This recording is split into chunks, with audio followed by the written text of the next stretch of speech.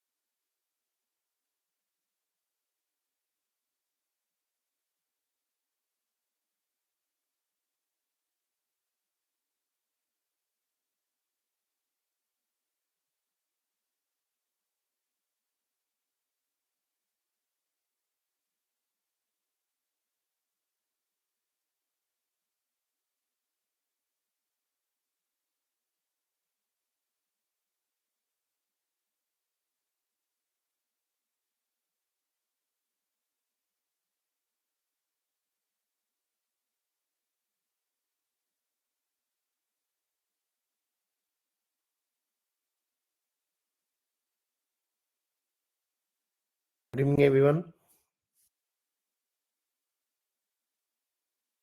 Good evening, sir. Good evening sir. देखा था सब लोग ने कंडक्शन के क्वेश्चंस बन रहे हैं।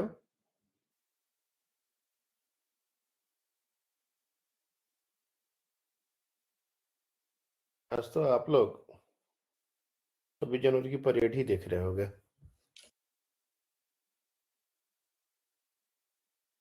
देखो, थर्मल कंडक्शन का एक इम्पोर्टेंट टॉपिक है जिसको हम लोग बोलते हैं growth of ice in a pond.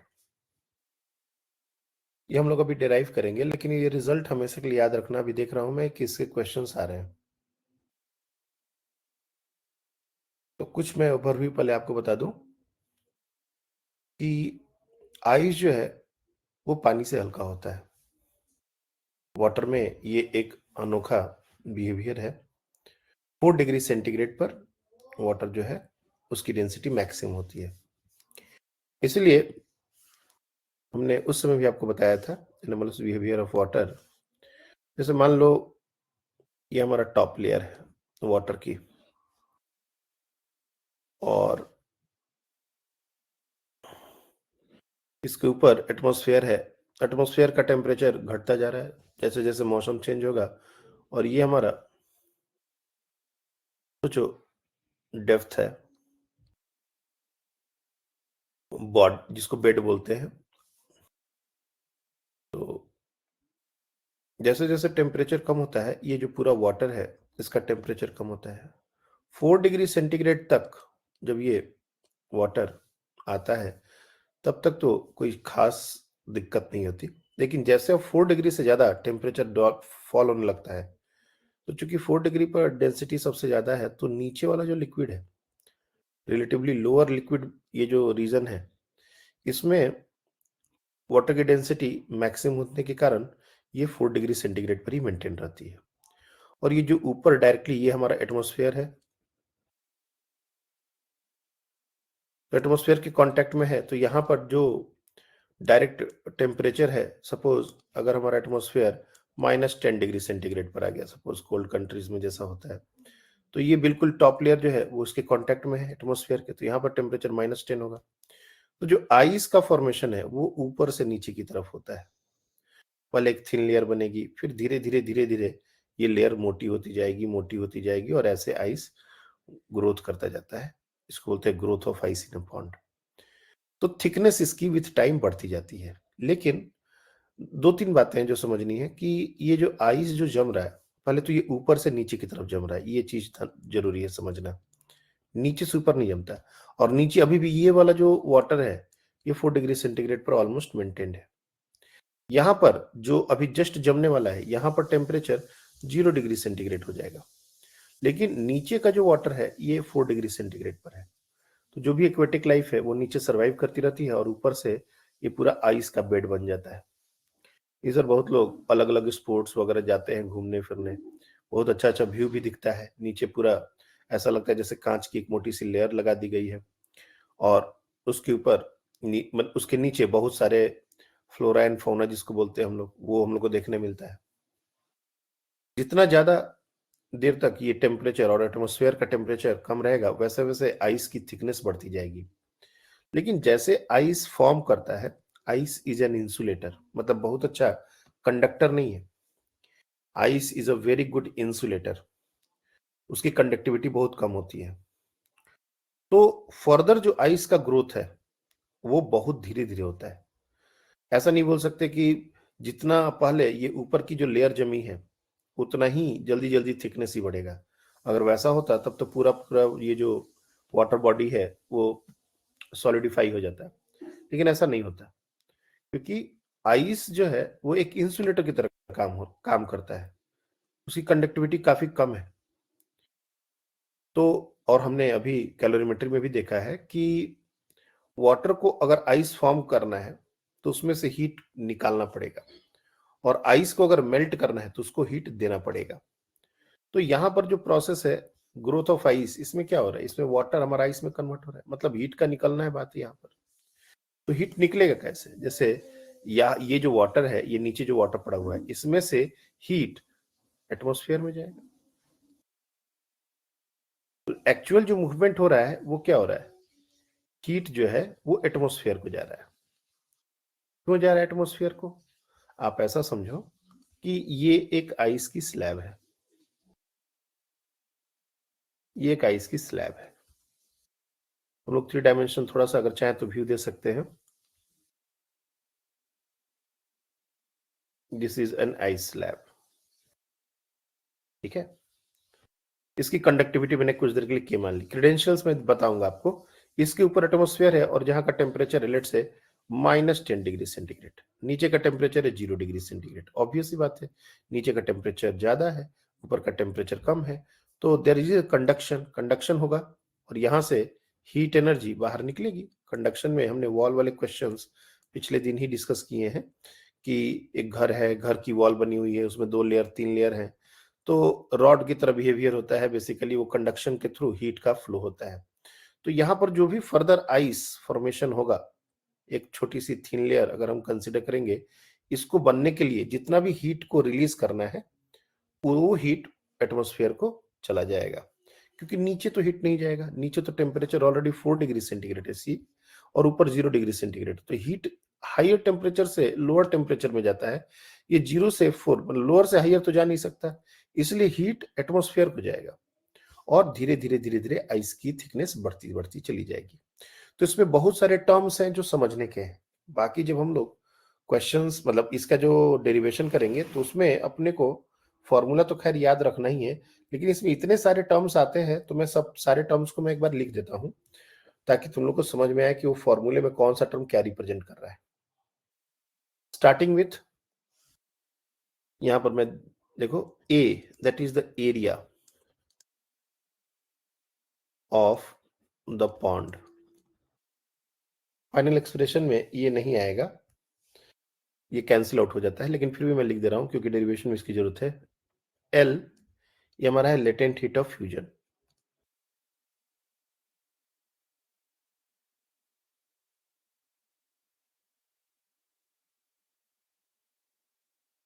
रो ये हमारा है डेंसिटी ऑफ वाटर।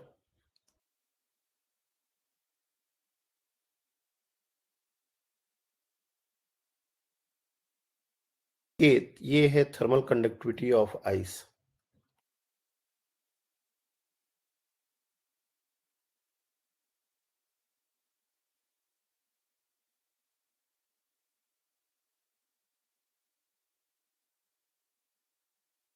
और यहाँ पर थीटा माइनस थीटा, देखो यहाँ पर साइन के साथ में ले रहा हूं क्योंकि 0 डिग्री पर आइस का फॉर्मेशन होता है, इसलिए एटमॉस्फेयर का टेम्परेचर माइनस थीटा ये लेना पड़ेगा। तो minus theta degree is the temperature of surrounding.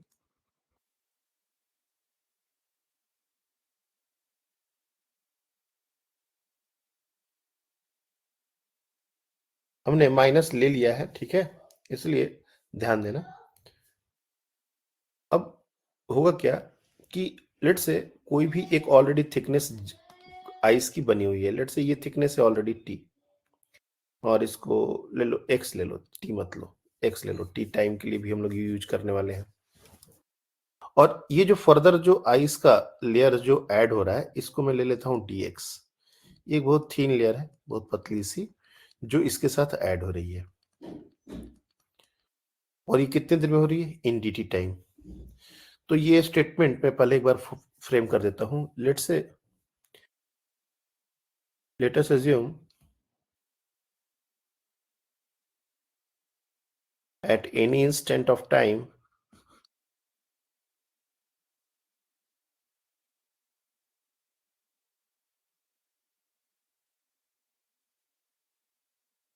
x thickness of ice has been formed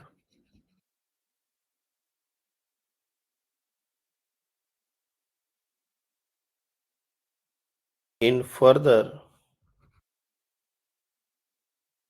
dt time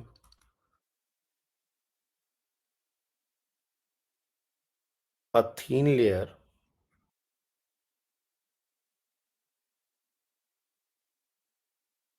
of thickness dx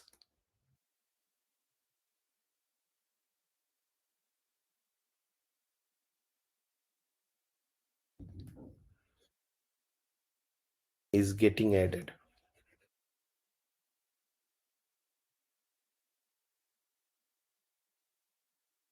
in it।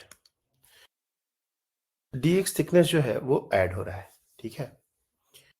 तो एक्चुअली क्या हो रहा है कि जितना भी dx थिकनेस में और a एरिया है, तो अपन वॉल्यूम निकाल सकते हैं। ये जो लेयर है, ये लेयर कितनी, इसका वॉल्यूम कितना है और इसका मास कितना है वो निकालना पड़ेगा। और ये 0 डिग्री पर है और वो बाहर माइनस थीटा डिग्री मैं लेके चल रहा हूं ताकि हमारा जनरल फॉर्मूला डिराइव हो।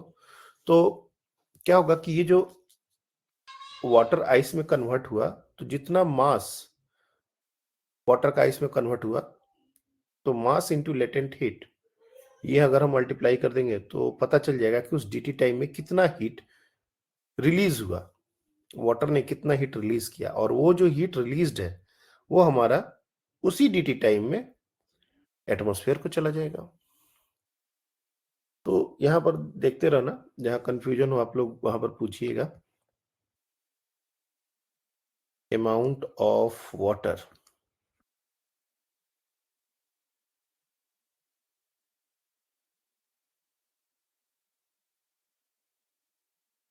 forming ice in dt time, that is equals to a into dx into rho. A dx हो गया वॉल्यूम, रो वॉल्यूम से मल्टीप्लाई कर दी तो ये हो गया मास। दूसरा, अमाउंट ऑफ हीट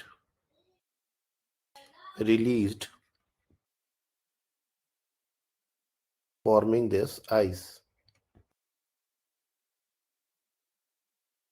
इसमें m इंटू एल वाला फॉर्मूला लगेगा, m तो ऑलरेडी हमने निकाला हुआ है, so a dx rho into L, ये dt टाइम में रिलीज हो रहा है। लेकिन ये जो हीट रिलीज हो रहा है ना, ये कहीं स्टोर नहीं हो रहा है, ये एटमॉस्फेयर को जा रहा है। तो ये एक तरीके से हमारा dq हुआ, this is dq, this is the amount of heat that is released in time dt। तो रेट ऑफ हीट फ्लो किसी भी इंस्टेंट ऑफ टाइम पर, जैसे मान लो यहाँ पर ये थिकनेस है, एरिया दिया हुआ है, x हमारा लेंथ है, तो rate of heat flow conduction के अकॉर्डिंग हम लोग क्या लिखते हैं, rate of heat flow that is equal to dq upon dt। ये हमारा होता है k into a, temperature difference T1 minus T2 by L। अब यहां पर यही चीज को हम लोग यूज करें तो dq बाई dt ये हो जाएगा k times a, T1 0 degree, T2 minus theta degree whole divide by x। ये हो गया भाया कंडक्शन, ये हीट एटमॉस्फेयर को जा रहा है। नाउ ये हमारा a dx rho l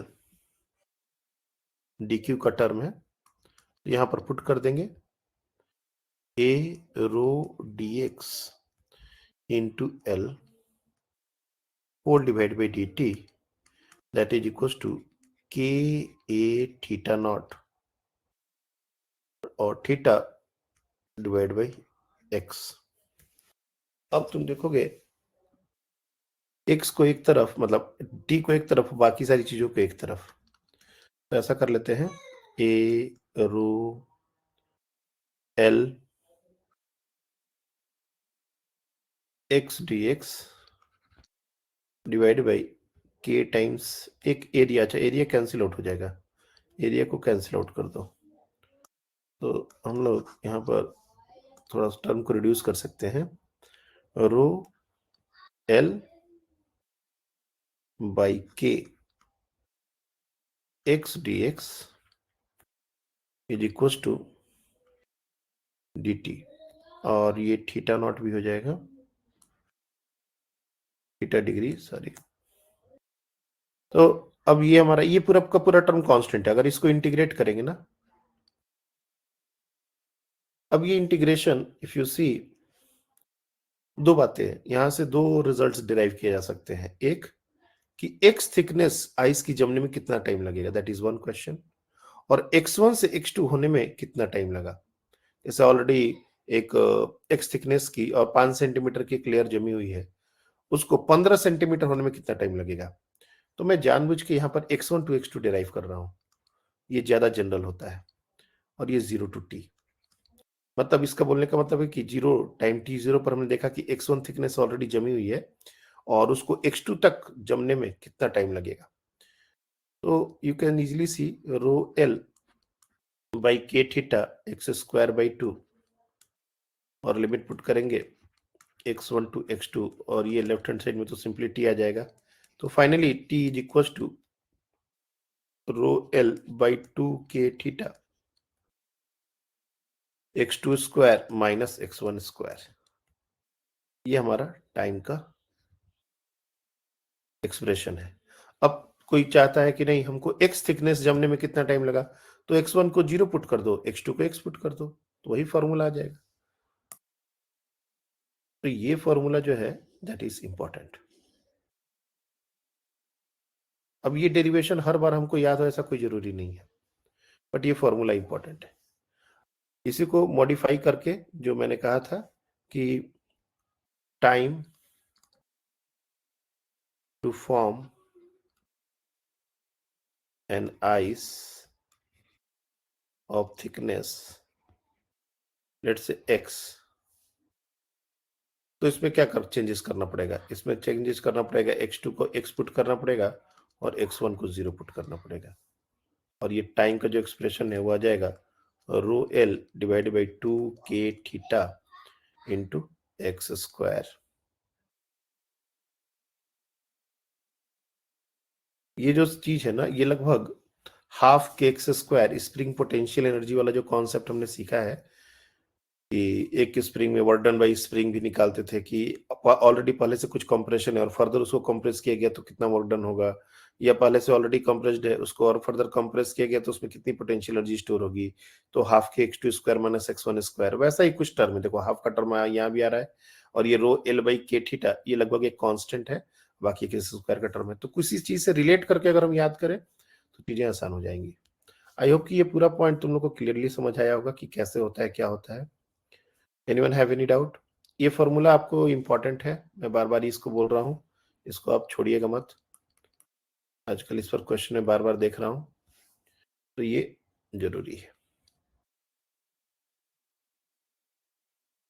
direct formula पर क्वेश्चन आएंगे, कहीं कोई वेरिएशन का बात नहीं होता इसमें, बस तुमको समझ में आना चाहिए कि ये टर्म्स क्या है, जैसे रो क्या है, एल क्या है, के क्या है, और ये थीटा हमने ऑलरेडी माइनस थीटा सराउंडिंग का टेम्परेचर लिया हुआ, क्योंकि देखो आइस जब भी फॉर्म होगा तो वो माइनस सराउंडिंग का टेम्परेचर रहेगा तभी, वो प्लस में रहेगा तो कभी हो ही नहीं सकता। सराउंडिंग का टेम्परेचर अगर 5 डिग्री हो तो कैसे फॉर्म होगा, -10 की जगह अगर 10 डिग्री हो तो कभी नहीं हो सकता। इसलिए हमने ऑलरेडी टेम्परेचर ऑफ सराउंडिंग का निगेटिव काउंट कर लिया था, इसलिए जो फाइनल आंसर में है सिर्फ वैल्यू है। अब कभी मान लो क्वेश्चन में आया -20 और तुम थीटा की जगह -20 पुट करके टाइम को निगेटिव कर दोगे तो ये गड़बड़ है, टाइम निगेटिव नहीं होता। हमने माइनस को काउंट कर लिया बोल के ये थीटा सिर्फ वैल्यू डालना है। तो थर्मल कंडक्शन में मोस्ट ऑफ द चीजें हमारी हो गई हैं। कन्वेक्शन, जैसे हमने आपको बोला था कन्वेक्शन, एक बार उसको गो थ्रू कर सकते हो, कन्वेक्शन क्या है। मैं थोड़ा सा आपको उसके बारे में बता देता हूँ, कभी कभी क्या थ्योरेटिकल क्वेश्चन पूछ ही देते हैं कन्वेक्शन से भी। जो मेजर डिफरेंस है कंडक्शन और कन्वेक्शन में वो क्या है? कंडक्शन में जो मॉलिक्यूल्स हैं वो अपने जगह से फिक्स रहते हैं, वो अपने जगह पर सिर्फ वाइब्रेशन अपना बढ़ा के अगले मॉलिक्यूल को एनर्जी जो है, जो भी हीट है वो ट्रांसफर करते हैं, हीट को मूव करते हैं। लेकिन कन्वेक्शन में एक्चुअल मूवमेंट होता है मॉलिक्यूल्स का। कन्वेक्शन का सबसे बढ़िया एग्जांपल है, कभी भी चावल वगैरह अगर घर पर मॉम बनाती हो तो जाके अगर पैन देखोगे तो जो पानी है वो कैसे उबलता है, इफ यू सी,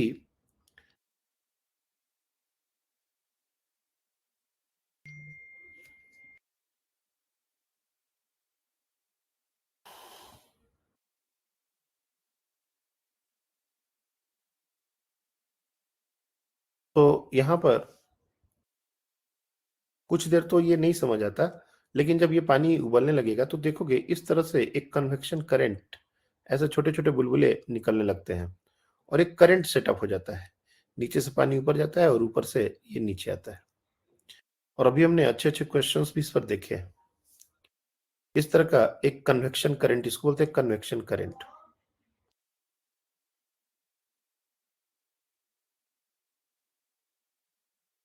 क्यों होता है ऐसा? तो वी नो कि as the temperature rises density decreases in normal, और वाटर के लिए भी आफ्टर 4 डिग्री सेंटीग्रेड, ये बात ट्रू है। Up to 4 degree, 0 to 4 degree ये नहीं होता, लेकिन 4 डिग्री से भी हम टेम्परेचर अगर वाटर का बढ़ाते हैं तो भी जो नॉर्मल बिहेवियर है वाटर उसी को ओबे करता है। जो एबनॉर्मलिटी है, जो एनोमलस बिहेवियर, वो 0 से सिर्फ 4 तक है। 0 से 4 में अगर टेम्परेचर बढ़ाते हैं तो डेंसिटी बढ़ती है, लेकिन 4 से भी अगर बढ़ाते हो तो डेंसिटी घटती है। अब ये नीचे वाला पार्ट जल्दी गर्म हो रहा है तो इसकी डेंसिटी कम हो जा रही है, और ऊपर वाला पार्ट जो अभी गर्म नहीं हुआ है उसकी डेंसिटी ज्यादा है। तो डेंसिटी ज्यादा होने के कारण वो भारी है तो नीचे आएगा, ये हल्का है तो ऊपर जाएगा। तो ये एक कन्वेक्शन करंट बन जाता है, और इसमें ग्रेविटी का बहुत बड़ा रोल है। अभी एक क्वेश्चन मैंने हाल फिलहाल में, एक क्लास 12 का बहुत अच्छा बच्चा है, उसने भेजा था, क्योंकि मेरे दिमाग में, इसलिए मैं डिस्कस कर ले रहा हूँ। बोला गया था कि ग्रेविटी फ्री स्पेस में क्या पॉसिबल है। रुको, मैं उस क्वेश्चन को ही तुम लोग को शेयर करता हूँ। कन्वेक्शन रिलेटेड क्वेश्चन था वो। Just give me a moment. अभी कंटेक्स्ट चल रहा है, इसलिए अगर उसको डिस्कस कर दिया जाए तो बहुत अच्छा रहेगा।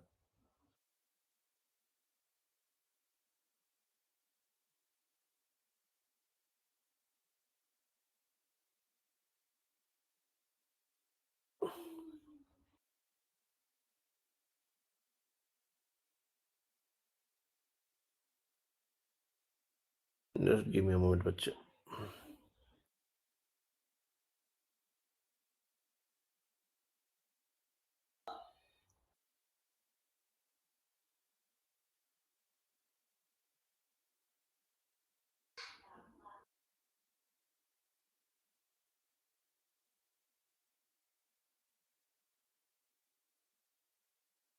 ये लीप का क्वेश्चन था।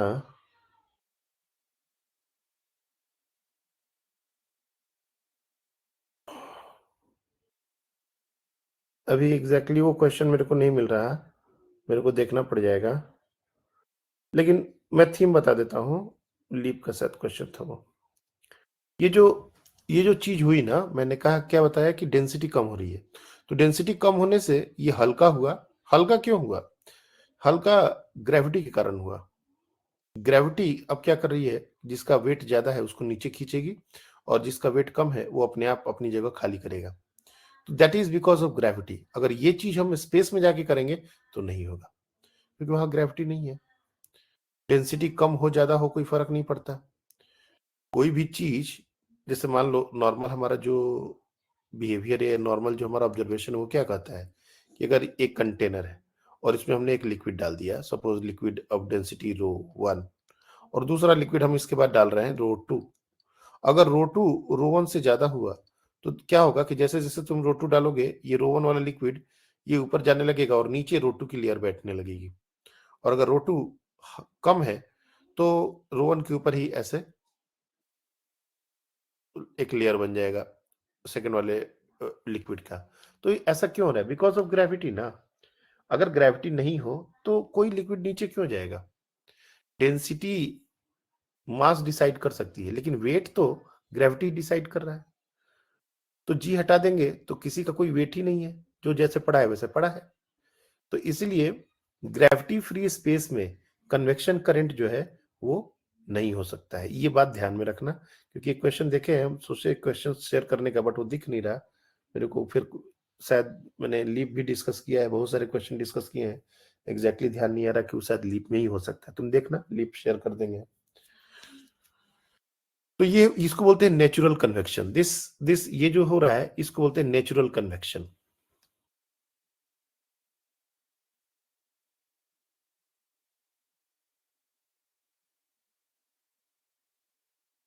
इसमें कुछ करने की जरूरत नहीं है, अपने आप एक कन्वेक्शन करंट मेंटेन हो गया है। और जब तक कि पूरा का पूरा वाटर गर्म नहीं हो जाता, तब तक ये कन्वेक्शन करंट चलता रहेगा। हमको स्टर करने का भी जरूरत नहीं है। क्या होता है, यूनिफॉर्म तरीके से गर्म करने के लिए कभी कभी हम इसको स्टर कर देते हैं, लेकिन इसको स्टर करने का भी जरूरत नहीं है। ये अपने आप पूरा ऐसा होता रहेगा। नीचे जो ज्यादा टेम्परेचर रीच करेगा ऊपर चला जाएगा, जिसका ऊपर कम है वो नीचे चलाएगा, और ये इस तरह से ये पूरा पानी कुछ देर में गर्म हो जाता है। दूध भी गर्म होता है बिल्कुल इसी तरीके से। लेकिन कहीं कहीं पर हमको फोर्स्ड कन्वेक्शन का भी जरूरत पड़ता है। फोर्स्ड कन्वेक्शन,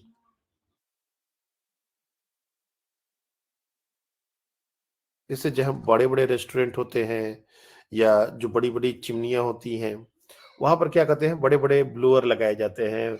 एयर का सर्कुलेशन मेंटेन करने के लिए अलग अलग तरह की चीजें लगाई जाती है, वो होता है फोर्स्ड कन्वेक्शन। अपने से वो मूवमेंट नहीं हो रहा।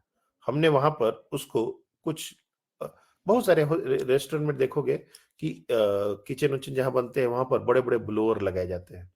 तो क्या होता है कि वो वहां की गैस को निकाल के बाहर तो कर देते हैं। तो वो भी एक करंट मेंटेन कर रहा है, वहां का टेम्परेचर बहुत ज्यादा नहीं हो, तो उसको बोलते हैं forced convection.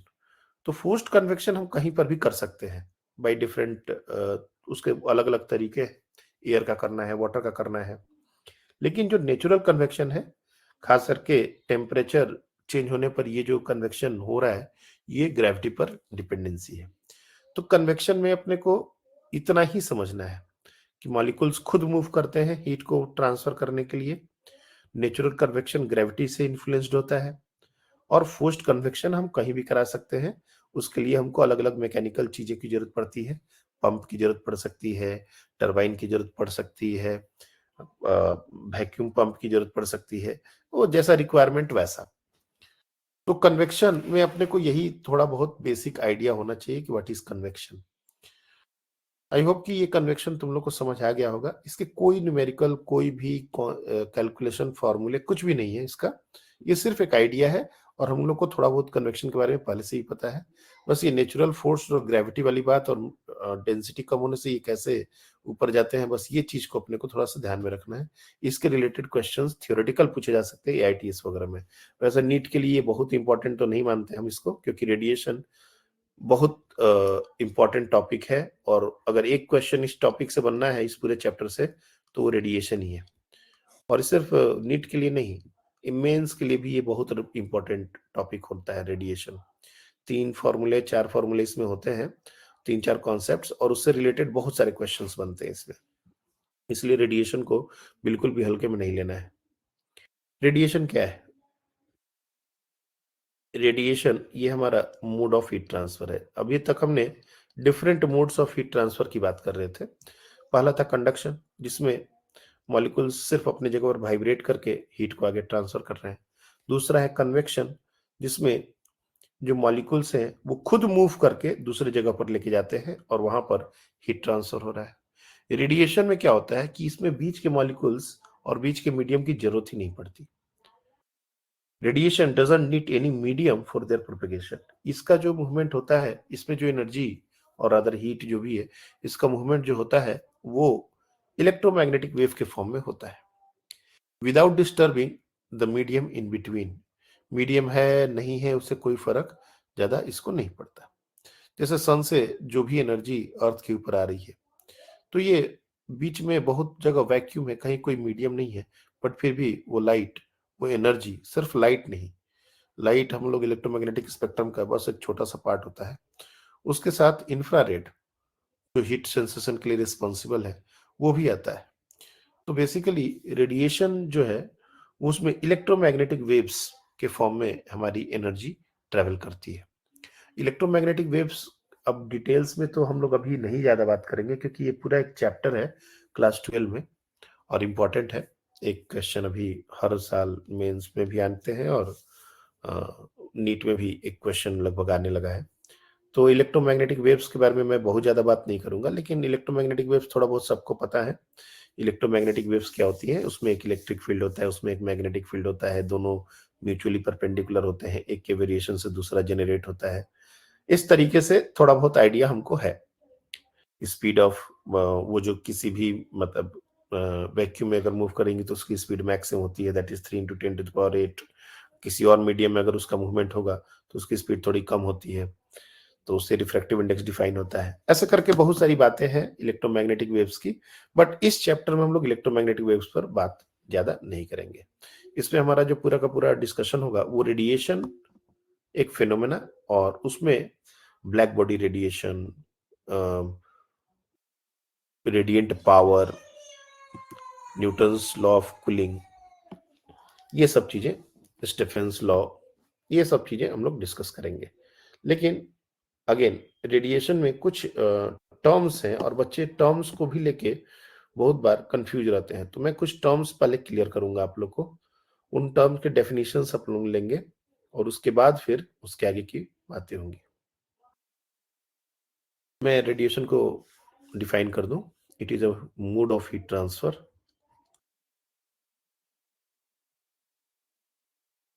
It is a mode of heat transfer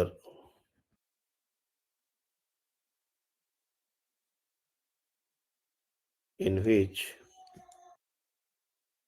heat flows from one body to another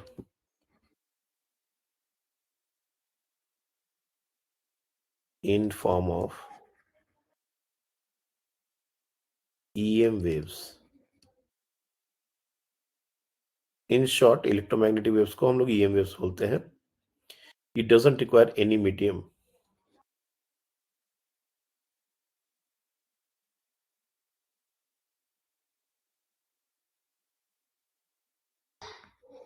Any medium. अब एक्चुअली होता क्या है, जैसे मान लो कोई भी एक हमारा बॉडी है,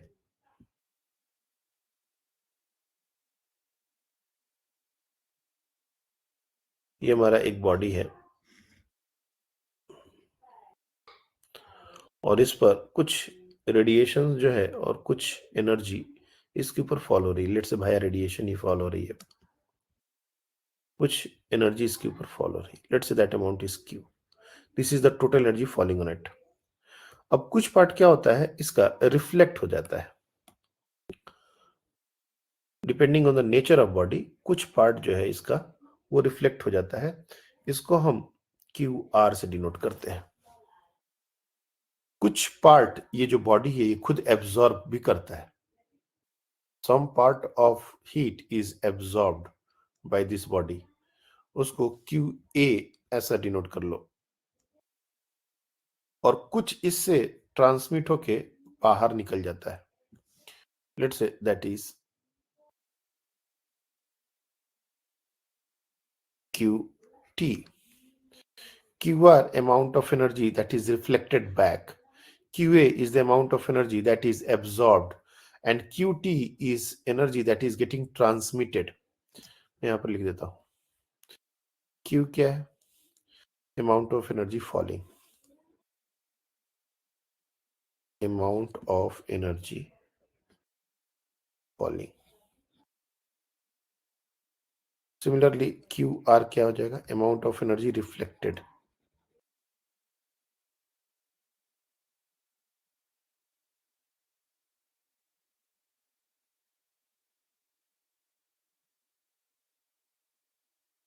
QA amount of energy absorbed.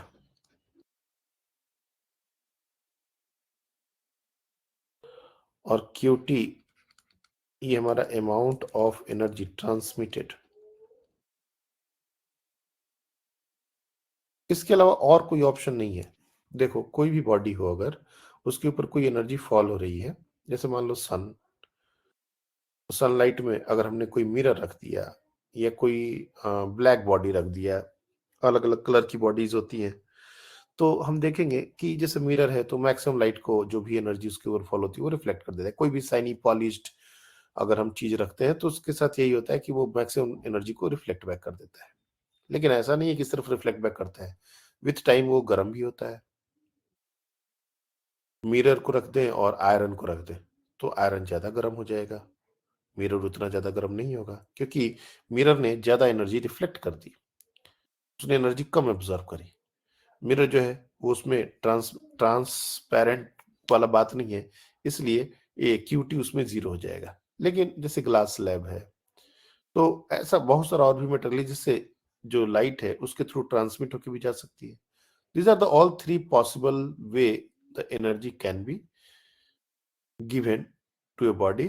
और इनमें आपस में क्या रिलेशन है, तो we can simply say energy conservation से बोल सकते हैं कि Q must be equal to QR plus QA plus QT. अब हर बॉडी कितना एनर्जी रिफ्लेक्ट करेगा, कितना एनर्जी एब्जॉर्ब करेगा, कितना एनर्जी ट्रांसमिट करेगा, ये बॉडी टू बॉडी वेरी करता है. ऐसा नहीं बोल सकते कि सब same amount of energy reflect करेंगे. अगर हमने 12 बजे दोपहर में 3-4 ऑब्जेक्ट अलग अलग रखे हैं तो सब सेम एनर्जी रिफ्लेक्ट करेंगे, सबका सेम टेम्परेचर राइज होगा, ऐसा बात नहीं है. कुछ बॉडीज होती हैं जिनका टेम्परेचर बहुत ज्यादा हाई हो जाता है. जैसे बहुत कॉमन एग्जांपल है, जैसे हमारा स्कूटी है. स्कूटी जैसे मान लो हमने धूप में छोड़ दिया 2 घंटे, तो जब हम आते हैं तो स्कूटी में बहुत सारे जगह मेटल के पार्ट हैं, बहुत ज़्यादा कहीं-कहीं फाइबर है, कहीं-कहीं सीट जो है वो नॉर्मल जो लेदर है या फिर रेक्सिन इस तरह से चीज़ों से बनता है। तो आप पूरे बॉडी का टेम्परेचर सेम है ऐसा नहीं बोल सकते। अलग-अलग बॉडी का टेम्परेचर अलग-अलग तरीके से वैरी होता है। कुछ चीज़ें काफ़ी गर्म हो जाती हैं, कुछ उतनी ज़्यादा गर्म नहीं होती। तो ये क्यों हो रहा है? This is because of this only कि क्यूआर, क्यूए, क्यूटी ये सबके लिए अलग-अलग है। एनर्जी तो सबके ऊपर सेम ही फॉल हुआ, बट जिसने ज़्यादा एब्ज़ॉर्ब कर लिया तो उसका टेम्परेचर बढ़ जाएगा। जितने ज़्यादा रिफ्लेक्ट या ट्रांसमिट कर दिया उसका उतना ज़्यादा टेम्परेचर नहीं बढ़ेगा। तो इससे हमारा 2-3 टर्म डिफाइन करते हैं। एक होता है रिफ्लेक्टेंस, एक होता है एब्सॉर्प्टेंस और एक होता है ट्रांसमिटेंस। ये जो है वो रेशियोज़ हैं। क्या-क्या टर्म्स हैं? मैं लिखता हूँ एक बार देखो। रिफ्लेक्टेंस,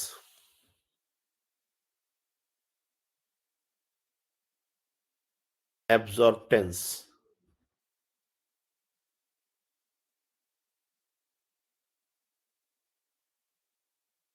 और transmittance.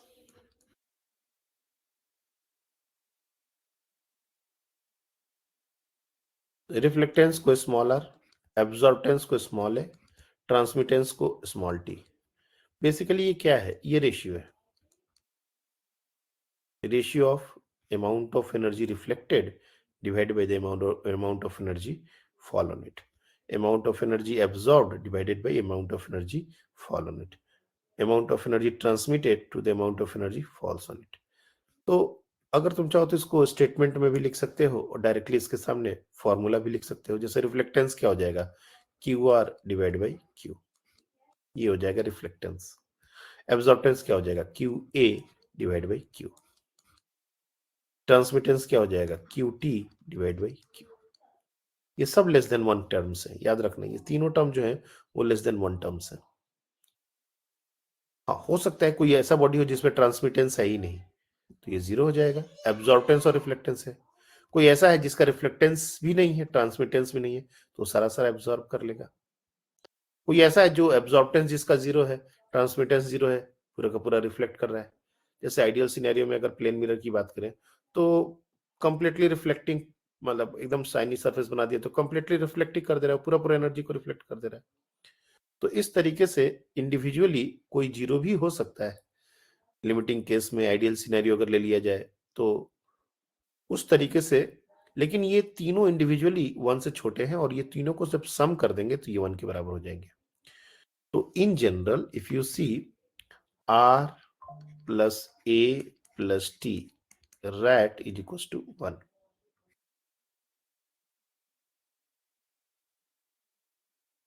Now, depending on the bodies, ये किसी का R0 हो सकता है, किसी का A0 हो सकता है, किसी में A1 हो सकता है, बाकी R और T 0 हो जाएंगे, ऐसा। तो रिफ्लेक्टेंस, एब्जॉर्प्टेंस और ट्रांसमिटेंस। अब मैं एक स्टेटमेंट आपको ऐसा बता देता हूं, अगर तुमको चाहो तो डेफिनेशन लिख सकते हो या कहोगे तो मैं डेफिनेशन कॉपी पेस्ट कर दूंगा कि this is the ratio of amount of energy reflected to the amount of energy incident on it. Similarly absorptance का भी वही डेफिनेशन है। This is the amount of energy, this is the ratio of amount of energy absorbed divided by amount of energy falling on it. And transmitation का similarly आप एक definition बना सकते हो। और ये सब डायमेंशनलेस क्वांटिटी है, याद रखना, क्योंकि तीनों का सम वन हो रहा है, वन एक डायमेंशनलेस क्वांटिटी है। तो एक्चुअली क्या है, ये टॉपिक इतना, बच्चे थर्मो से पता नहीं उन लोग को एलर्जी रहती है, मैंने देखा है। और ये सिर्फ मेडिकल के बच्चे नहीं, ये इंजीनियरिंग के बच्चों की बात कर रहा हूँ, उनको थर्मो से बहुत एलर्जी है, वो थर्मो पढ़ते ही नहीं है। और जब थर्मो नहीं पढ़ते तो ये हीट ट्रांसफर सबसे लास्ट पार्ट है थर्मल प्रॉपर्टीज का, तो वो तो बिल्कुल भी नहीं पढ़ते। अब कोई रिफ्लेक्टेंस पूछ देना कि इसका डायमेंशन क्या होगा, तो उनको नहीं पता है कि एक डायमेंशनलेस क्वांटिटी होता है। इतना तक नौबत चली जाती है, अनभिज्ञ टाइप के हो जाते हैं। और इसी बेसिस पर बहुत इजी जी क्वेश्चन भी इस पार्ट से पूछ दिए जाते हैं। अब बच्चे को टर्म ही नहीं पता तो कैसे बताएगा कि क्या है, किस जानवर का नाम है। इसलिए ये मत सोचना कि अरे ये तो कुछ भी नहीं, ये तो ऐसा ही है, वैसा भी है। एक एक छोटे छोटे पार्ट से क्वेश्चन बन जाते हैं इसमें, क्योंकि बच्चे इसको थोड़ा लाइटली लेते हैं। और जो अच्छे वाले भी क्वेश्चन बनेंगे वो भी स्ट्रेट फॉरवर्ड फॉर्मूले से बनते हैं, इसलिए छोड़ना तो बिल्कुल भी नहीं है।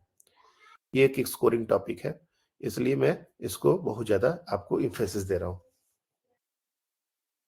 इसके अलावा कुछ और टर्म्स हैं, वो भी हम लोग को समझना पड़ेगा।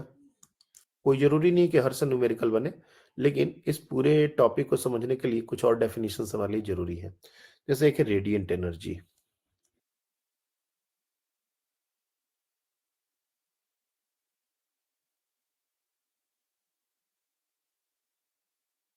रेडिएंट एनर्जी क्या है? ये रेडिएंट एनर्जी, देखो, जैसे गर्म आयरन के हम लोग बिल्कुल पास, अगर अपना टच नहीं करना है, अगर बिल्कुल पास अपने हाथ लेके जाएं, तो ऐसा लगता है जैसे कुछ गरम गरम जैसा फील हो रहा है। जैसे खाना पक रहा है किसी बर्तन में, हम बर्तन को टच ना करें, सिर्फ पास लेके जाएं हाथ, तो ऐसा लगता है कि थोड़ा गर्मी जैसा लग रहा है।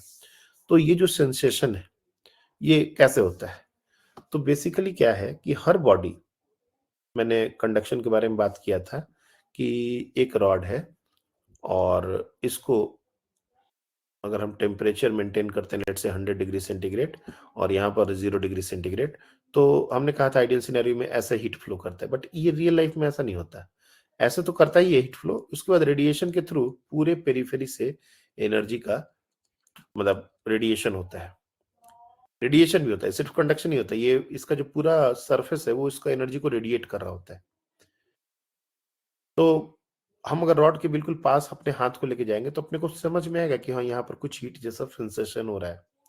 तो एवरी बॉडी, प्रिवोस्ट थ्योरी यही कहती है कि एवरी बॉडी, डजंट मैटर कि वो किस टेम्परेचर पर है, अगर वो 0 केल्विन पर नहीं है तो 0 केल्विन से above, 0 kelvin is the minimum temperature possible, उससे एबव कोई भी टेम्परेचर पर कोई भी बॉडी है तो हीट एनर्जी रेडिएट करता है। ठीक है, और वही जो एनर्जी रेडिएट करता है, इसी को हम लोग रेडिएंट एनर्जी बोलते हैं। तो मैं इसको डिफाइन कर दे रहा हूं।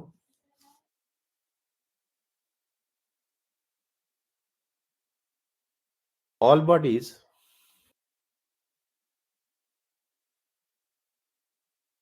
radiates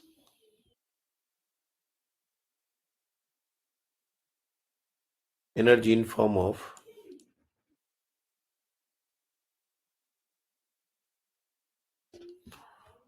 EM waves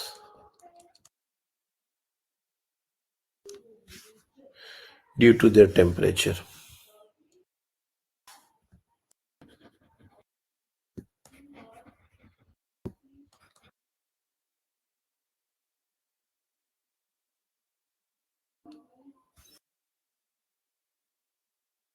Due to their temperature.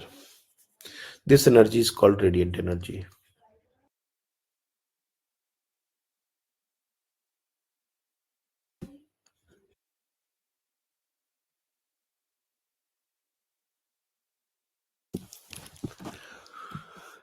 तो जैसे कहा मैंने, 0 डिग्री सेंटीग्रेड पर नहीं, 0 डिग्री सेंटीग्रेड पर भी वो एनर्जी रेडिएट करता है।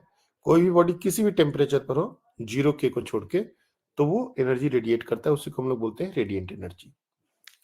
अब एक टर्म है इमिसिव पावर। इमिसिव पावर, इसमें एक दो टर्म जो है वो थोड़े कंफ्यूजिंग है, इसलिए ध्यान से सारे टर्म को देखना है। एक टर्म होता है इमिसिविटी, बाद में आएगा, वो अलग टर्म है। ये इमिसिव पावर अलग टर्म है।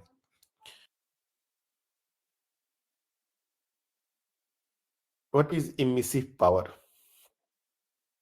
जैसे मान लो कोई भी एक रॉड का ले ले एग्जांपल, या फिर कोई तवा ले ले, कोई भी ऐसा बॉडी है जो हीट एनर्जी इरेडिएट कर रहा है, जिससे हीट एनर्जी बाहर निकल रही है। तो emissive power signifies the radiant energy per unit area per unit time. वो जितनी energy per unit time per unit area radiate कर रहा है, उसी को उस बॉडी का इमिसिव पावर बोला जाता है। तो इसको डिफाइन कर लेते हैं अपन। For a given surface,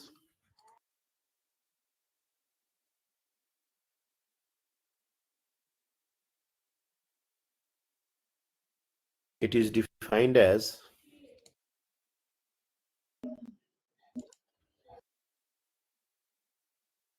the radiant energy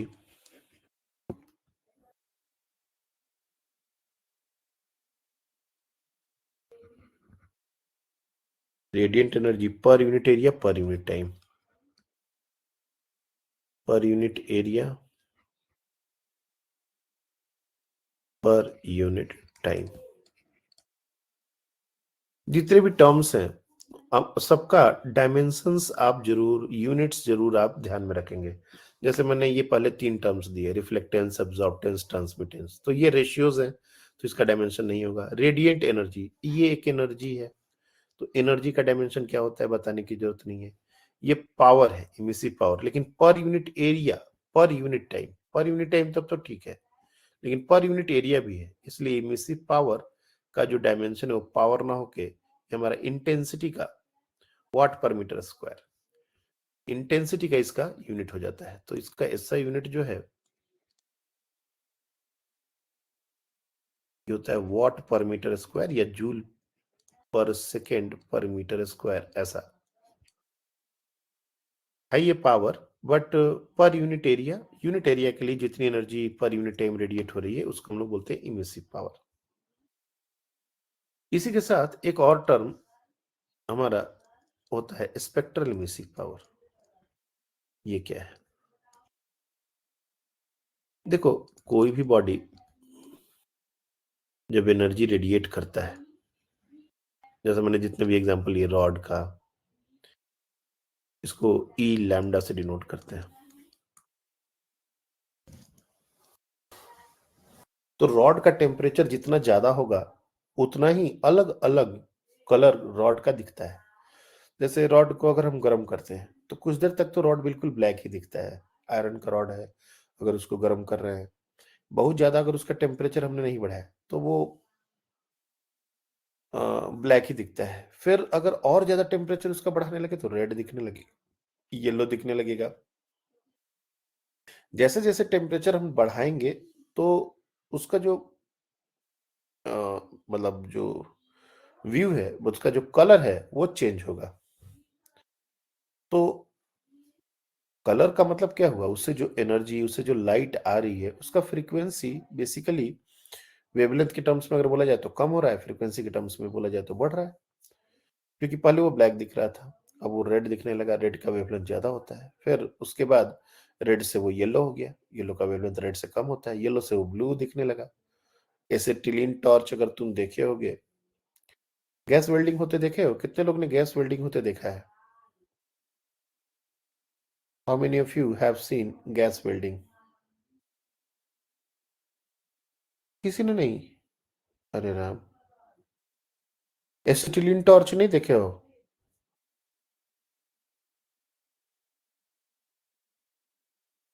okay, तुम लोग कभी कोई टूटी फूटी चीज को रिपेयर नहीं करा है, इसलिए हमको लगता है ऐसा। तो होता क्या है कि कोई भी ऐसा उसमें दो पाइप जाते हैं, एक गैस होती है एक ऑक्सीजन होता है, और दोनों को मिक्स करके और वो जलाते हैं, और एक फ्लेम होती है, वो बहुत तेज और रू करके आवाज होता है वो। और वो क्या करता है, किसी भी उनका जो मेटल होता है उसको पिघला के जोड़ने का काम करते हैं, वेरी हाई टेम्परेचर। तो अगर वो गैस कम रहेगा तो उसका जो लौ है वो बिल्कुल दीप की तरह येलोइश होता है। लेकिन जब गैस का फ्लो तेज मेंटेन करते हैं और शार्प करते हैं तो देखोगे ब्लू फ्लेम होती है बिल्कुल। तो वही है कि हमारा जो फ्रीक्वेंसी है वो बढ़ता जाता है, वेवलेंथ कम होता जाता है, और हम लोग को अलग अलग वेवलेंथ की एनर्जी और रेडिएशंस रिसीव होते हैं। जैसे एक रॉड है, मैं बार बार रॉड का एग्जांपल देके तुमको समझा रहा हूँ कि ये रॉड को अगर हमने टेम्परेचर बढ़ाया और वो रेडिएशन कर रहा है, तो ये नहीं है कि रेडिएशन में जैसे इलेक्ट्रोमैग्नेटिक वेव्स हैं तो सिर्फ कोई एक पर्टिकुलर वेवलेंथ की वेव जो निकली जा रही है। There are several wavelengths are taking part in that radiation. मैं कुछ एग्जांपल से तुमको इस पूरे टर्म को समझाने की कोशिश करता हूँ। वैसे तो अपन डेफिनेशन एक दो लाइन में ले लेंगे, लेकिन इसको थोड़ा समझने के लिए मान लो हम रॉड जो है वो 100 जूल एनर्जी पर सेकंड रेडिएट कर रहा है। लेट्स अज्यूम दिस कि एक रॉड है, कोई भी उसका एरिया होगा, कुछ भी होगा, वो 100 जूल एनर्जी पर सेकंड रेडिएट कर रहा है किसी भी टेम्परेचर पर। लेकिन ये 100 जूल एनर्जी वो किसी एक पर्टिकुलर वेवलेंथ पर नहीं कर रहा है, उसमें लेट्स से 50 वेवलेंथ इंक्लूडेड है। लैम्डा 1 से वो 2 जूल एनर्जी लेमडा 2 से वो लेट से आधा जूल एनर्जी, लेमडा 3 से 1.5 जूल एनर्जी, ऐसे अलग-अलग वेवलेंथ से अलग-अलग अमाउंट ऑफ एनर्जी वो रेडिएट कर रहा है। तो इस तरह से जो चीजें हम काउंट करेंगे इसको बोलते हैं स्पेक्ट्रल इमिसिव पावर। मतलब गिवन लेमडा से कितनी एनर्जी रेडिएट हुई। देखा गया है कि कुछ बॉडीज जो हैं वो किसी गिवन लैम्डा के कोरस्पॉन्डिंग ही मैक्सिमम एनर्जी रेडिएट करते हैं। जैसे मान लो कोई एक बॉडी है, उसका हमने टेम्परेचर बढ़ाया, तो ऑब्वियस सी बात है कि बहुत सारे वेवलेंथ से वो एनर्जी को रेडिएट कर रहा है। लेकिन देखा गया जब ग्राफ ड्रॉ किया गया उसका हर लेमडा ई लेमडा वर्सेस लेमडा का ग्राफ ड्रॉ किया गया, तो कुछ पर्टिकुलर लेमडा ऐसे हैं जिस पर मैक्सिमम एनर्जी जो है वो रेडिएट होती है, और बाकी लेमडा पर भी एनर्जी रेडिएट होती है लेकिन वो बहुत कम होती है। इसी पर बाद में हम लोग पढ़ेंगे Wien's displacement law. A lambda max into T is equal to B constant करके एक फॉर्मूला आता है। तो स्पेक्ट्रल एमिसिव पावर बेसिकली हमको ये बताता है कि अगर कोई बॉडी हीट रेडिएट भी कर रहा है तो किस वेवलेंथ के कोरस्पॉन्डिंग कितनी एनर्जी रेडिएट कर रहा है। इसी को हम लोग स्पेक्ट्रल एमिसिव पावर बोलते हैं। तो इसको डिफाइन कर लेते हैं और इसका इमिसिव पावर के साथ क्या रिलेशन है। अगर सबको ऐड कर दिया जाए तो ये इमिसिव पावर हो जाएगा, टोटल एनर्जी रेडिएटेड। तो इसको मैं पहले डिफाइन कर दूं। It is the amount of energy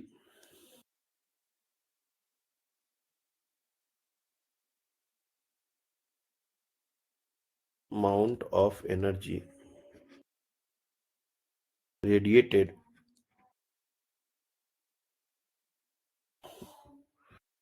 by a body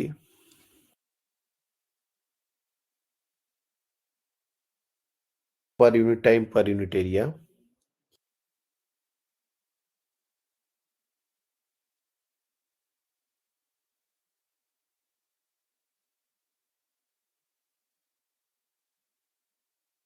for a particular lambda.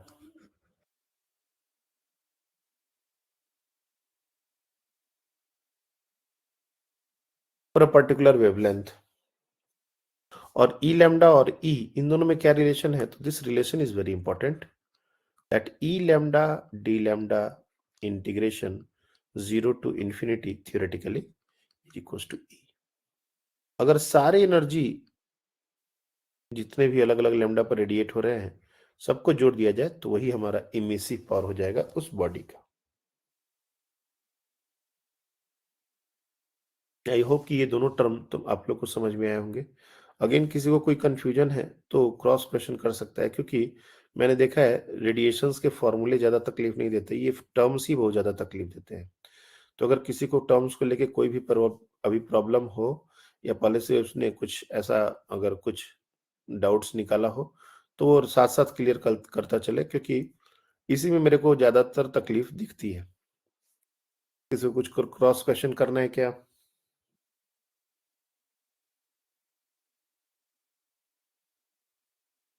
चलिए, एब्जॉर्प्टिव पावर या एब्जॉर्प्टेंस, ये एक अगेन हमने इसको पहले भी देखा हुआ है। एब्जॉर्प्टिव पावर,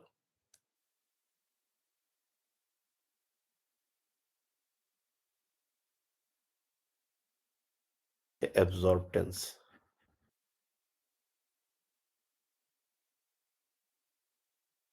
इसके दो नाम है। जनरली क्या होता है, इमिसिव पावर के बाद बच्चे एब्जॉर्प्टिव पावर को उसी तरीके से डिफाइन करने की कोशिश करते हैं। उनको भी लगता है कि ये उसी के जैसा कोई टर्म है और इसका भी यूनिट वाट पर मीटर स्क्वायर होगा या जूल पर सेकंड पर मीटर स्क्वायर होगा। लेकिन एब्जॉर्प्टिव पावर्स आपका एब्जॉर्प्टेंस है, डायमेंशनलेस क्वांटिटी, रेशियो। तो ये भी बेसिकली इसको ए से डिनोट करते हैं। मैं इसको डिफाइन कर देता हूं। It is the amount of energy absorb, it is the ratio. वहां पर हमने नहीं किया था, यहां पर कर देता हूं। It is the ratio of amount of energy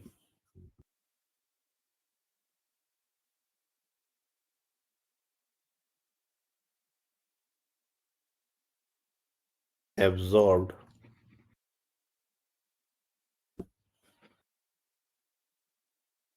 to the amount of energy incident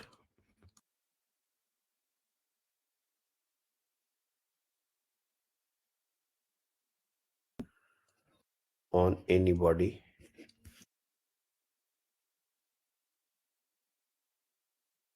per unit time on unit area.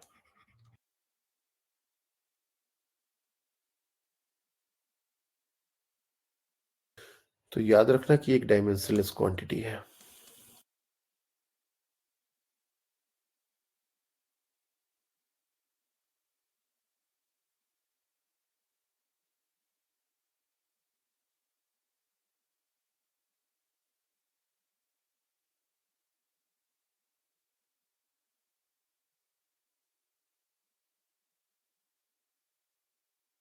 अब हम लोग बात करते हैं ब्लैक बॉडी के बारे में।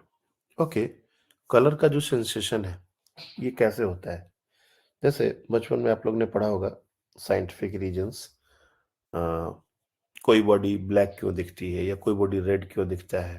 जैसे नॉर्मली हम लोग बोलते हैं कि रेड दिखने का क्या मतलब है, तो कोई बॉडी रेड दिख रही है इसका मतलब कि जो भी व्हाइट लाइट उसके ऊपर फॉल हो रहा है उसमें सारे कलर एब्जॉर्ब हो जा रहे हैं। रेड वाला जो कलर है वही रिफ्लेक्ट बैक हो रहा है। रेड वाला जो कॉरेस्पॉन्डिंग लाइट है वो रिफ्लेक्ट बैक हो रहा है, इसलिए हमको वो रेड दिख रहा है। सिमिलरली ब्लू कलर कोई ब्लू क्यों दिख रहा है, सेम तरीके से हम लोग इसको बताते हैं। तो कोई बॉडी ब्लैक क्यों दिखती है, why a body looks black. तो ब्लैक दिखने का हम लोग रीजन देते हैं कि वो सारी एनर्जी को एब्जॉर्ब कर लेते हैं, इसलिए वो ब्लैक दिखता है। और कोई बॉडी व्हाइट क्यों दिखता है, तो पूरी एनर्जी को रिफ्लेक्ट कर देता है, इसलिए वो व्हाइट दिखता है। ये नॉर्मल हमारा आंसर होता है। ब्लैक बॉडी के साथ हम जो, और ये जो ब्लैक चीज के साथ जो हम चीजों को रिलेट करते हैं कि वो क्या है, वो सारी लाइट को एब्जॉर्ब कर ले रहा है, और इसी से हमारा ब्लैक बॉडी का कॉन्सेप्ट आया है। ब्लैक बॉडी जो है इसका ये नहीं है, लिटरल मीनिंग मत लेना कि ये एकदम काला बॉडी जो होता है उसको ब्लैक बॉडी बोलते हैं। ये एक कॉन्सेप्ट है, concept of black body.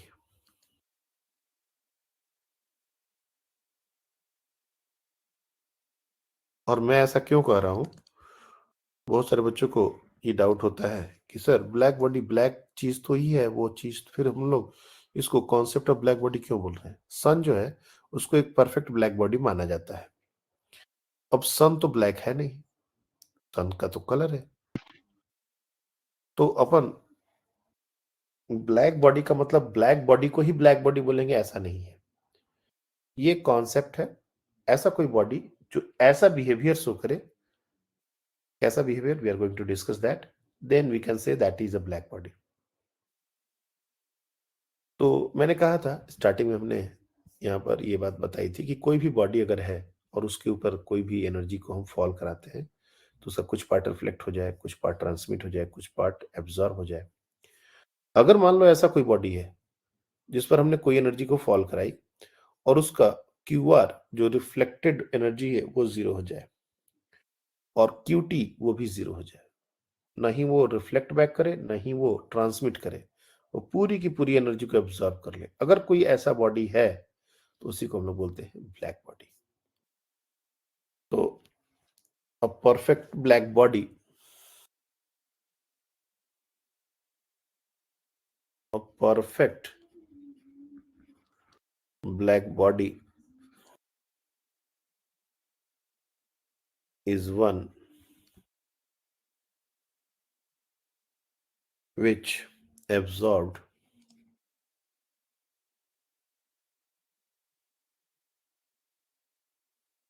absorbs all the radiations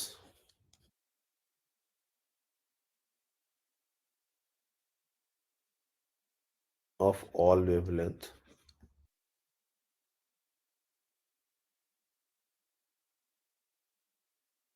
falling on it। इसी बात को दूसरे तरीके से अगर हमको लिखना हो तो हम क्या लिख सकते हैं? In other words,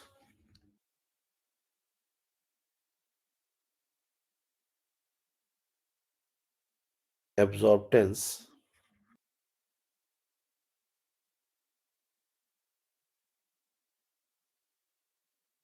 of this body is equals to 1.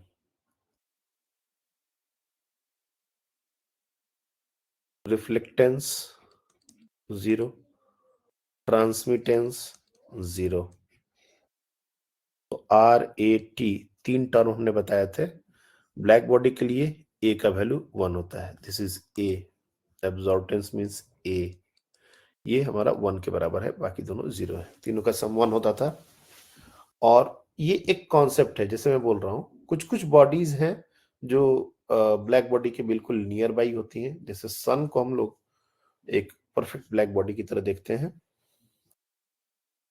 Sun is an example of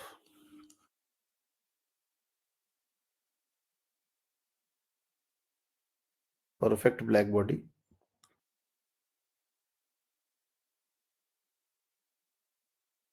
other example जो है वो है लैम्प ब्लैक।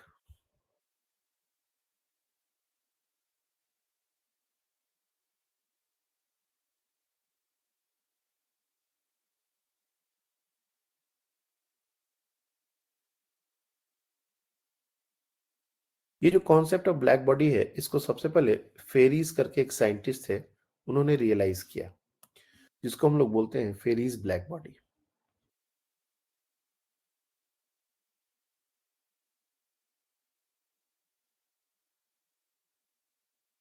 इसके डिस्कशन से आपको थोड़ा बहुत समझ आ जाएगा कि एक्चुअली मैं क्या कहना चाहता हूँ, कि ब्लैक बॉडी का एग्जैक्टली मतलब क्या होता है।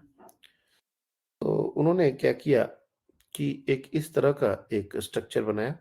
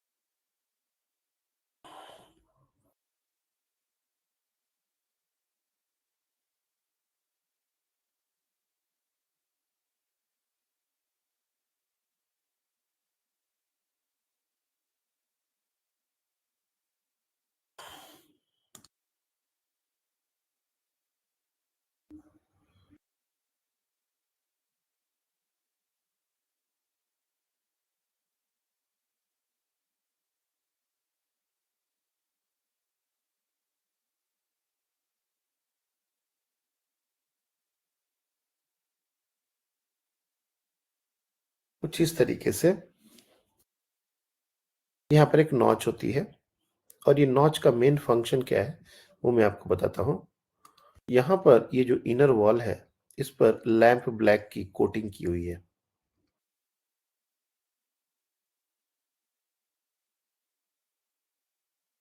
ये हमारा लैम्प ब्लैक का कोटिंग किया हुआ है।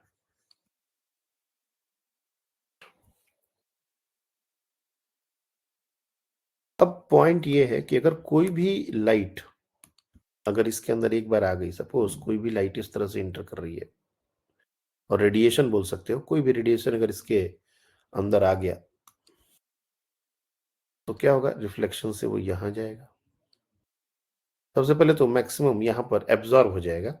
लैम्प ब्लैक की कोटिंग की हुई है, और लैम्प ब्लैक एक परफेक्टली ब्लैक बॉडी की तरह बिहेव करता है, तो बहुत कम एनर्जी जो है वो रिफ्लेक्ट बैक करने वाला है।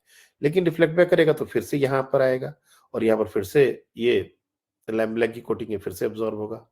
और इस तरीके से हमने बिल्कुल नैरो ओपनिंग रखी है, और इस तरीके से ये मल्टीपल रिफ्लेक्शंस के थ्रू एब्जॉर्ब होता होता होता अब ये बाहर ही कभी नहीं निकल पाएगा।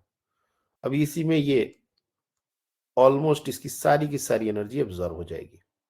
मतलब what ever be the energy that is going inside this body is completely absorb, nothing is coming out, not transmitted, not reflected. तो ये जो कॉन्सेप्ट है, यही हमारा ब्लैक बॉडी का कॉन्सेप्ट है। और नॉच इसलिए दिया गया है कि वो आर्बिट्री डायरेक्शन में रिफ्लेक्ट हो जाए, और मल्टीपल रिफ्लेक्शंस का जो पॉसिबिलिटी है उसको सेटिस्फाई कर सके। तो this is how a Fairy's black body is like satisfying or conveying the concept of black body. Black body का जो बेसिक कॉन्सेप्ट है, बस यही समझो कि जो भी रेडिएशन उस पर फॉलो, वो वापस जा ना पाए, उसको वो एब्जॉर्ब कर ले पूरा का पूरा। और ये जो फेरिस ब्लैक बॉडी है इसी बात को ये डिपिक्ट कर रहा है। अब आज का जो लास्ट डेफिनेशन है, मैं इसके बाद जो आगे की चीजें न्यूमेरिकल का जो एस्पेक्ट है वो नेक्स्ट डे कल पढ़ा दूंगा। आज आप लोग को बस एक लास्ट थ्योरी और बता के आज क्लास ओवर करेंगे थोड़ा जल्दी, आज कुछ काम था इसलिए। तो इसमें अपन प्रिवोस्ट थ्योरी है, जैसे मैंने पहले आपको बताया था। क्या है ये प्रिवोस्ट थ्योरी, ये आप देख लो।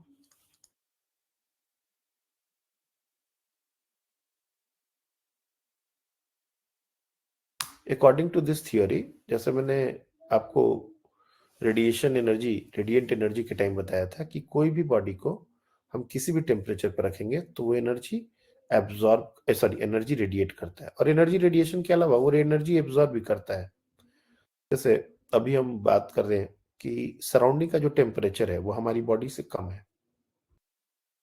समर्स में क्या होता है, सराउंडिंग का टेम्परेचर हमारी बॉडी से ज्यादा हो जाता है। जैसे देखेंगे कभी कभी टेम्परेचर 37 थर्ड से 38 हो जाएगा, 39 हो जाएगा। अमरावती में तो 44 तक भी टेम्परेचर गया हुआ है, 46 भी कभी कभी जाता है दोपहर के टाइम कहीं। तो उस समय क्या होता है कि सराउंडिंग का टेम्परेचर हमसे ज्यादा हो गया, तो जब सराउंडिंग हमसे ज्यादा एनर्जी रेडिएट करने लगता है तो हमको गर्मी लगती है। वैसे हम भी एनर्जी रेडिएट कर रहे हैं। अगर हम ये जो स्वेटर वगैरह पहनते हैं, अगर ये स्वेटर ना पहने तो क्या होगा, और ये स्वेटर क्या करता है, what exactly this sweater does. तो ये जो स्वेटर होते हैं ये इंसुलेटिंग मटेरियल के बने होते हैं, बेसिकली दे आर इंसुलेटर्स। ये हीट को सराउंडिंग में जाने से रोकते हैं, एक लेयर बनाते हैं जिससे हमारा बॉडी हीट जो है वो सराउंडिंग को ना जाए। क्योंकि नॉर्मल जो क्लोथिंग होती है वो इंसुलेटर की तरह बिहेव नहीं करते, उनके थ्रू जो हीट है बॉडी से, जो हमारा एनर्जी निकल रहा है, रेडिएट हो रहा है, वो सराउंडिंग में चलता चला जाता है। और सराउंडिंग से भी एनर्जी हमारे बॉडी को रिसीव होती है, ऐसा नहीं है। लेकिन चूंकि सराउंडिंग का टेम्परेचर कम है तो हम एनर्जी जितनी रिसीव करें उससे ज्यादा एनर्जी लूज कर दे रहे हैं, तो उसमें क्या हमको ठंडा लगता है।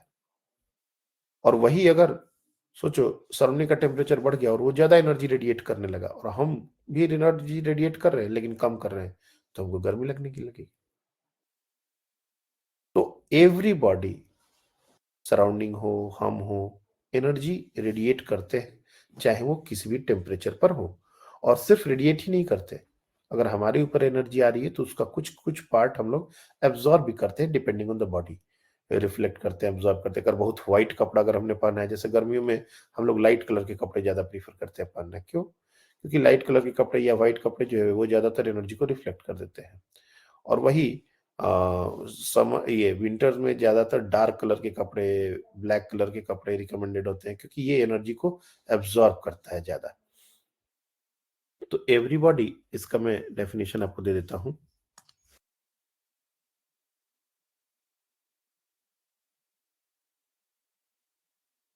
Everybody which is at a temperature above 0 K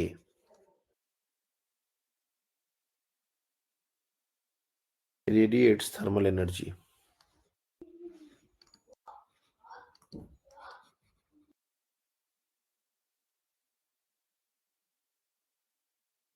in form of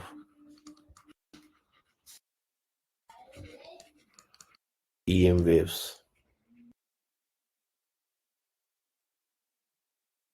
of several wavelengths। याद रखना, ऐसा नहीं है कि हम लोग अगर एनर्जी रेडिएट कर रहे हैं, सेवरल वेवलेंथ्स, इसको ठीक से लिख देता हूं, several wavelengths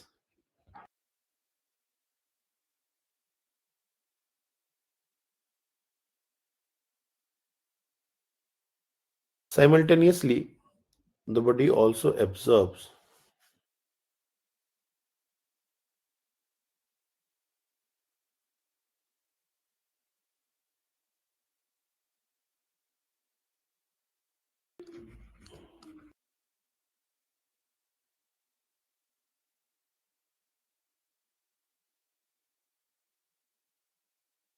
absorbs thermal radiation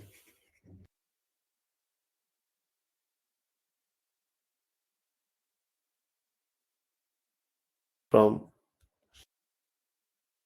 its surrounding.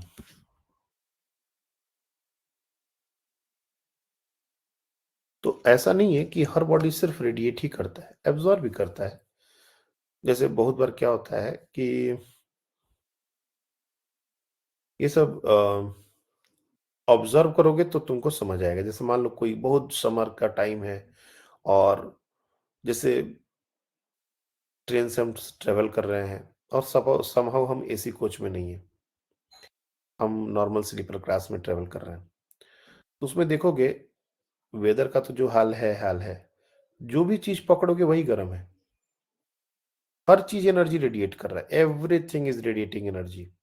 हर चीज का टेम्परेचर हाई हुआ पड़ा है, कहीं भी छुओगे तो वहां गर्म लगेगा। तो ऐसा नहीं है कि सिर्फ सराउंडिंग ही एनर्जी रेडिएट करता है, हर चीज एनर्जी रेडिएट कर रहा है और साथ में जो भी चीजें उसके सराउंडिंग है वो सब एब्जॉर्ब भी कर रही हैं। दोनों प्रोसेस साथ साथ चलता है। अगर हम ज्यादा रेडिएट कर रहे हैं और कम एब्जॉर्ब कर रहे हैं तो हमको ठंड का सेंसेशन होगा, जो अभी का टाइम चल रहा है। अगर हम कम एनर्जी रेडिएट कर रहे हैं, ज्यादा एब्जॉर्ब कर रहे हैं तो हमको मतलब स्वेटिंग होगी, हमको गर्मी लगेगी। तो ये सारा बेसिक आइडिया रेडिएशन के बारे में है। तो इसको एक बार आप लोग देख लीजिएगा। कल हम लोग 3 लॉ हैं, एक है स्टीफेंस बोल्ट्जमैन लॉ, दूसरा है Newton's law of cooling and तीसरा है वीन्स डिस्प्लेसमेंट लॉ। तो फुल ये तीनों कल हम लोग कर लेंगे। प्रॉब्लम्स के लिए एक और दिन, तो 2 दिन में मे बी संडे को हम लोग इस बार मैं सोच रहा हूँ क्लास रखने का। जैसा होगा वैसे बात करेंगे कल। तो क्योंकि अपन इसको सोच रहे हैं कि कंप्लीट करें थोड़ा जल्दी, तो इसको एक बार आप लोग, हाँ बोलिए। सर मेरी संडे को टेस्ट है, तो क्या मैं सैटरडे की क्लास संडे को रिकॉर्डेड देख सकता हूँ? कोई दिक्कत नहीं है। कल इवनिंग में वैसे हाँ, कल 9 to 10 ठीक है। अपन तुम लोग अगर रेडी हो गए तो वैसे बहुत ज्यादा स्ट्रेच हो नहीं पाएगा रात को। तो ठीक है, कल आप रिकॉर्डेड देख लेना, रिकॉर्डिंग तो अवेलेबल है। और मैंने आप लोगों को बता दूं कि बहुत सारे मैंने चैप्टर्स के वीडियो टॉपिक वाइज करके यूट्यूब चैनल पे डालने शुरू कर दिए हैं। पहले क्या है, तुम लोग को डेट वगैरह सर्च करने में और उसमें से क्लास 12 का भी वीडियो है, 11th का भी है, कहाँ से डेट सर्च करें, कौन सा टॉपिक। तो मैंने, क्योंकि एक दिन में सारा वीडियो तो नहीं हो पाता, तो मैंने 1D motion, 2D motion, motion ये Newton laws of motion, work energy power, ये सब। वर्क एनर्जी पावर अभी चल रहा है, उसका एक ही वीडियो हुआ है। तो उसके वीडियोस अपलोड करने शुरू कर दिए हैं। फिर एक बार जैसे 11th खत्म होगा मैं 12 के भी कर दूंगा। तो 12 तो खैर तुम लोग का भी बाकी है, 12 तो तुम लोग लाइव क्लासेस करोगे, लेकिन पुराने जो क्लासेस हैं उसके वीडियोस में भी अपलोड कर दूंगा कि अगर कुछ सी को पढ़ने से देखना है ऐसा कुछ। क्योंकि 12 क्लास का भी रिकॉर्ड हुआ था, 11th क्लास का नहीं हुआ था क्योंकि उस समय प्लेटफॉर्म नहीं, हमने नहीं परचेस किया था। तो जिन बच्चों को जिन टॉपिक्स में डाउट है, और रिकमेंडेड है कि जो लोग क्लास अटेंड किए हैं वो लोग 1.5 स्पीड में देखेंगे। 1.25 भी स्लो होता है, 1.5 में यू कैन, मतलब वो सफिशिएंट फास्ट होता है। वो देख लेना। एकदम से 1.5 घंटा वो लगातार नॉर्मल स्पीड पे प्ले करोगे तो बोरिंग हो जाएगा, क्योंकि वो रेगुलर क्लास की बात है, पहली बार पढ़ने में हम चीजों को स्लो पढ़ते हैं। इसलिए नॉर्मल स्पीड पर तो नहीं देखना है, 1.25 या 1.5 की स्पीड में देखना है। और जो भी टॉपिक आपको लगे वही देखना है। अब कोई बैठा, हम मोशन इन 2D और मोशन इन अ प्लेन का पूरा 10 वीडियो है तो 10 एक ही बार में देखेंगे, ऐसे नहीं होता। ये सब रॉन्ग स्ट्रेटजी है। एक चीज को टारगेट करो, प्रोजेक्टाइल मोशन आज हमको देखना है, आज हमको वेक्टर सीखना है, आज हमको रिलेटिव मोशन करना है। तो इस तरीके से टारगेटेड वे में देखो। और 1 घंटा मैक्सिमम फॉरवर्ड कर करके बैकवर्ड, मतलब फॉरवर्ड बैकवर्ड ऐसा एकदम क्लास की तरह पूरा बैठ के देखे जा रहे हैं सीधे सीधे, नींद आने लगेगा। तो जहां जहां जरूरत हो, जहां जहां मेन मेन पॉइंट हो, वो डिस्कशन सुनो, आगे बढ़ो और फिर प्रॉब्लम्स आके करना शुरू करो। इस तरीके से इफेक्टिवली आप, जिन बच्चों ने क्लासेस अटेंड किए उनके लिए बहुत ही इफेक्टिव होने वाला है रिकॉर्डेड लेक्चर्स, मैं बता रहा हूँ। और जो टॉपिक वीक है, इवन रोटेशन का भी बहुत जल्दी हो जाएगा। तो रोटेशन का भी तुमको कितना भी डाउट हो, कितना भी प्रॉब्लम हो, वीडियोस देखोगे तो सब क्लियर हो जाएगा। लेकिन तरीके से देखना होगा और एक ही बार में पूरा नहीं देखना होगा। एक ही बार बैठे और पूरा सेंटर ऑफ मास से लेके पूरा रोलिंग मोशन तक सब एक ही दिन बैठ के देख लिए, तब नहीं होगा। 2 देखो, 3 देखो और उसके ऊपर सम्स करो, तब जाके चीजें इंप्रूव होंगी। So that's all for today और कल हम लोग कंटिन्यू करते हैं। Thank you.